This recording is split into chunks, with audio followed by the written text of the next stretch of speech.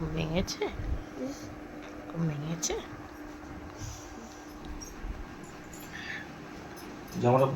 Hello everyone, কেমন আছো তোমরা সবাই? আশা করছি সবাই ভালো আছো, আমরাও ভালো আছি। সকাল সকাল একটু রেডি হয়ে নিয়েছি, এখন বাজে পুরো 7টা। মেয়েকে স্কুলে নামিয়ে যাব পুজো দিতে। আজকে একটা মন্দিরে যাচ্ছি পুজো দিতে। আমাকে স্কুলে নিয়ে যাবে, কিন্তু আমরা আসবো কখন? আমি নিয়ে আসবো। তো মেয়েকে স্কুলে নামিয়ে, মেয়ে 7:10-15 মধ্যে স্কুলে আর কি নামিয়ে দিয়ে তারপরে যাব মন্দিরে। আর এই তো পুজো দিতে যাবো। এখন রেডি হয়ে নিয়েছি সকাল সকাল, আর হাতে শাখাটাও পরে নিয়েছি। হাতে শাখাটা ছিল না, শুধু লোহা দুটোটাই ছিল। তো চলো পুজোটা দিয়ে নি, পুজোটা দিতে যাই, তারপরে আবার কথা।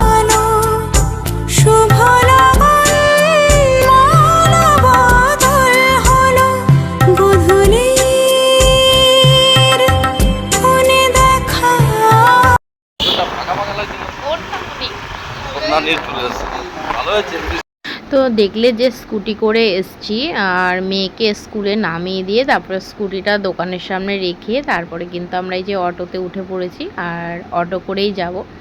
একটা সমস্যা হয়ে গেছে, সেটা হচ্ছে ও ফোনটা নিয়ে আসেনি। আমার ফোন তো আমি নিয়ে এসেছি, কিন্তু ওনার ফোন উনি নিয়ে আসেনি, ভুলে গেছে। আর ফোন ছাড়া তো এখন মানুষ পুরোই অন্ধ, বুঝতেই পারছো। আর দোকানের ফোন আসতে পারে, কাজের ফোন আসতে পারে, সেজন্য মুখটা বাংলার পাঁচ করে রয়েছে, আর কিছুই না। এখন সব কিছুর থেকে ইম্পর্টেন্ট ফোন, মানে সবার কাছেই। আমার কাছে বলো, আমার বরের কাছে বলো, আর 5টা মানুষের কাছে বলো, সবার কাছেই তাই। যাই হোক, মুডটা ভালোই হয়ে গেছে। আর অটোটা মাঝপথে আমাদেরকেই নামিয়ে দিল, কারণ অত দূর যাবে না বললো, তার জন্য কিন্তু আমরা রানিং বাস ধরে নিলাম।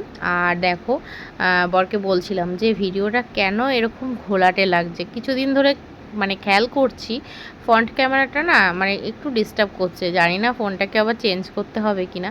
তারপরে আবার খানিকটা কিছু দূর গেলাম, তারপরে কিন্তু আবার ক্যামেরাটা ঠিক হয়ে গেছে। দেখো, এটাও কিন্তু ফ্রন্ট ক্যামেরাই।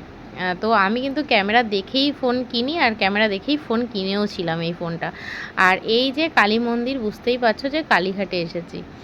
আর এত সুন্দর করেছে না এই জায়গাটা। আসলে রাস্তা দিয়ে যাওয়ার থেকে এই ভেতর দিয়ে চলে যাওয়াটা খুব ভালো হয়েছে। এখানটায় এই সাবওয়েটা পার হয়েই তো মন্দির। আর আজকে না খুব ভালো লাগলো যে মন্দিরে এসে। আর অনেক দিন ধরে না ভাবছিলাম যে যাব, পুজো দেব, কিন্তু পুজো দেওয়ার হয়ে উঠেছিল না। আর অনেক বাধা আসছিল, অনেক বাধা অতিক্রম করে আজকে মাকে স্পর্শ করতে পেরেছি, আর মাকে দর্শন করতে পেরেছি খুব কাছের থেকে। চলো সবটাই তো তোমাদের সাথে শেয়ার করব, দেখতে থাকো। আর বাধা বলতে, একদিন ঠিক করলাম যে যাব পুজো দিতে, তো সেই দিনকেও একটা প্রবলেম হয়ে গেল, যে যার কারণে পুজো দিতে পারলাম না। তো হঠাৎই আর কি বরকে বললাম হঠাৎই যে চলো না পুজো দিয়ে আসি। তো রাত্রেই ঠিক হয়েছে, আর সকালবেলায় বেরিয়ে গেছি। মেয়ের স্কুল টাইমেই বেরিয়েছি, মেয়েকেও স্কুলে দিয়ে দিলাম, আর আমরাও এইদিকে চলে আসলাম। আর বড় মেয়ে আজকে স্কুলে যাবে না। আর বড় মেয়ে স্কুলে যাওয়ার কথা ছিল, কিন্তু ওকে না স্কুলে পাঠাতে পারলাম না আজকে, কারণ এখানটায় না আরেকটা মানে ঘটনা ঘটেছে। সেটা হচ্ছে, এই যে আমার হাতে ব্যাগটা দেখতে পাচ্ছ, সেই ব্যাগটা না পুজো দেওয়ার সময় আমি ব্যাগটা রেখে চলে গেছিলাম, ভুলে।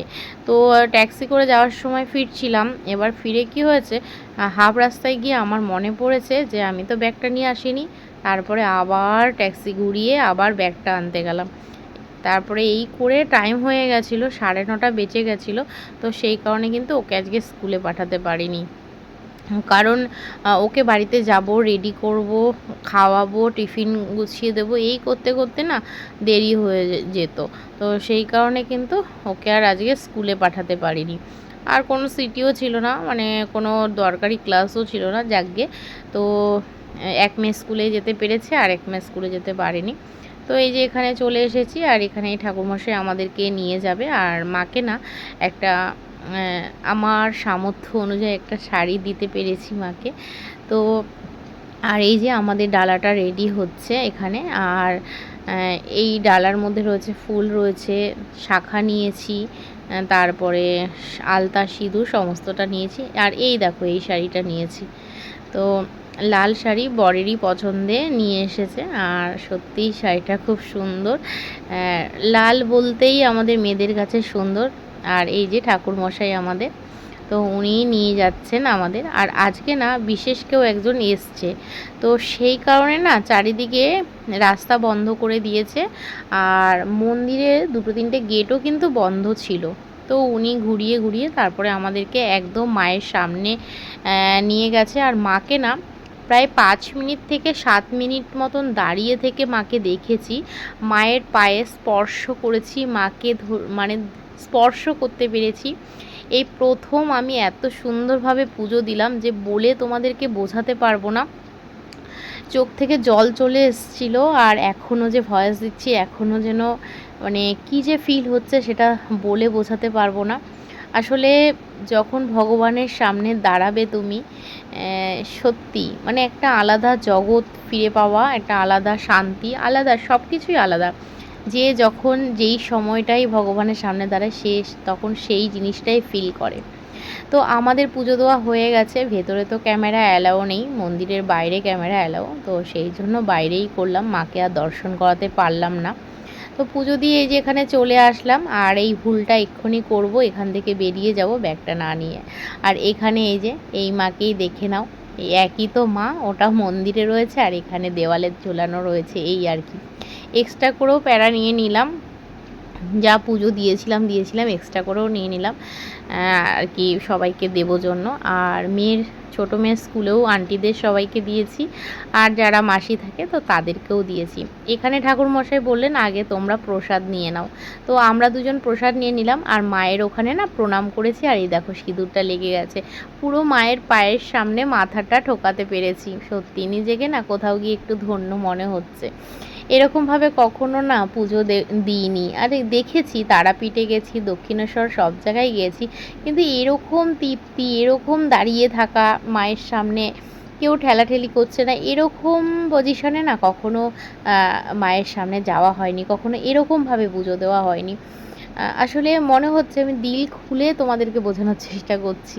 যাই হোক, খুব সুন্দরভাবে পুজো দিয়েছি। আর এই দেখো এখন কিন্তু এই সাইডওয়েটা পার হয়েই কিন্তু আর কি আমরা ট্যাক্সিতে উঠবো, তো ট্যাক্সি করে চলে যাব মেয়ের স্কুলে, তারপরে মেয়েকে নিয়ে তারপরে বাড়ি।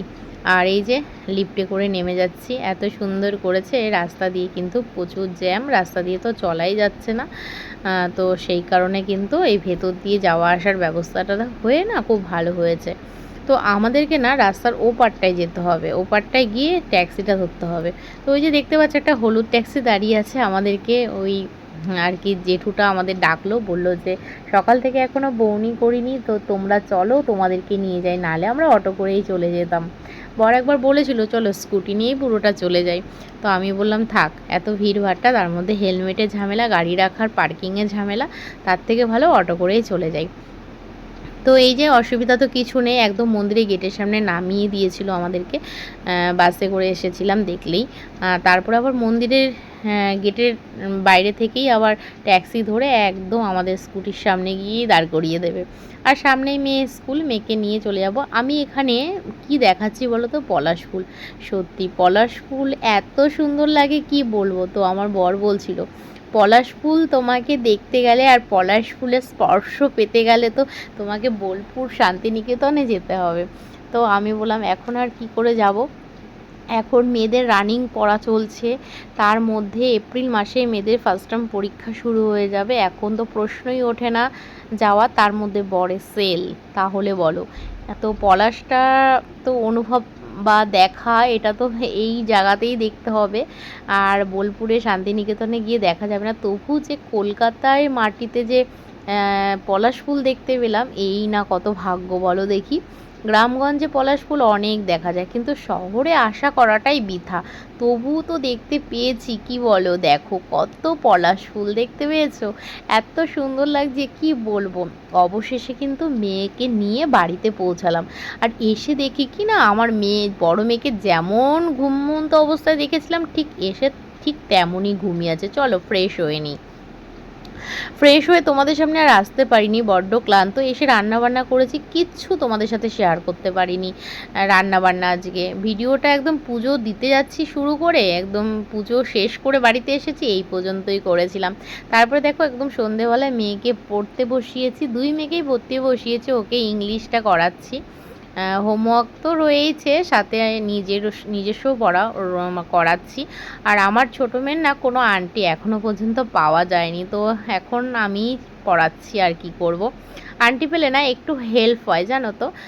কারণ হচ্ছে সকালবেলা টাইমটা আমি একদমই পড়াতে বসতে পারি না। সকালবেলা মেয়ে স্কুল থেকে আসে যখন, তখন কিন্তু আমার বড় মেয়ে স্কুলে যায়, তো তখন ওকে রেডি করতে হয়। আর তার মধ্যে না ছোটো মেয়ে যেহেতু অনেক সকালবেলা ঘুম থেকে উঠে স্কুলে যায়, ওর না অলরেডি ঘুম পেয়ে যায়, তো সেই কারণে ও তখন পড়তে চায় না। আর আন্টি আসলে কি হতো, ভয়ে হোক যেমন করে হোক ঠিক পড়বে। আর আমার ক্ষেত্রে কি হয়, মা ঘুম পাচ্ছে বারবার করে বলে, আর বোঝোই তো মায়েদের মন। তো যাই হোক, একটু মায়া হয়, কষ্ট হয় যে মেয়েটার ঘুম পেয়েছে আর আমি জোর করে মেয়েটাকে বসিয়ে রেখেছি।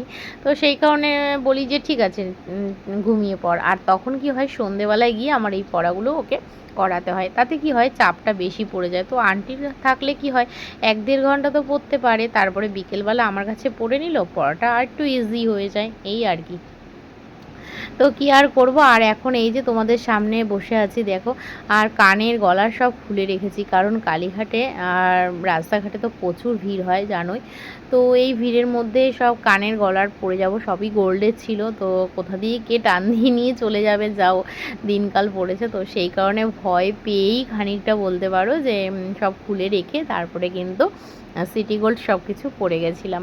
তো হাতে যা পরা ছিল সেগুলো সোনারই ছিল, কিন্তু গলার আর কানেরটাই শুধু খুলেছিলাম। তো চলো আজকের ভিডিওটা এই পর্যন্তই। ভালো লাগলে একটা লাইক, কমেন্ট, শেয়ার, সাবস্ক্রাইব করো, পাশে থেকো। দেখা হচ্ছে নেক্সট ভিডিওতে। আর হ্যাঁ, এখন কিন্তু রোজই ভিডিও দেওয়ার চেষ্টা করছি, দেখা যাক, অসুবিধা না হলে রোজই ভিডিও দেবো। ঠিক আছে, তোমরা একটু পাশে থেকো আর একটা লাইক অন্তত দিও। ভিডিও করা, এডিট করা অনেকটাই কষ্ট আর সময় সাপেক্ষ। চলো আর বকবক করছি না, টাটা, ভালো থেকো কিন্তু সবাই। আর তোমাদের সাথে কথা আমার আবারও হবে।